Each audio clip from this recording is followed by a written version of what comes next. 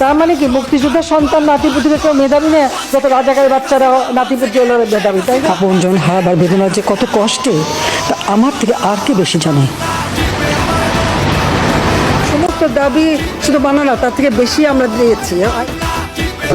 স্বজন হারা বেদনা নিয়ে আমি বেঁচে আছি। আগুন দাও দাও করে জ্বলছে, তখন আমি হেলিকপ্টারে করে পানি দিলাম।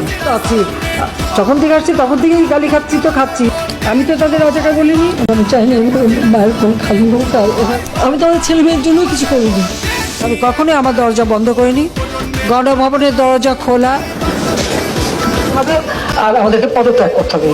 আমার প্রশ্ন, জাতির কাছে প্রশ্ন, কি অপরাধ আমাদের? পালিয়ে গেছে শেখ হাসিনা, নাই শেখ হাসিনা চলে গেছে, শেখ হাসিনা পালায় না। পদত্যাগ করেছেন শেখ হাসিনা, গিয়েছেন ভারতে।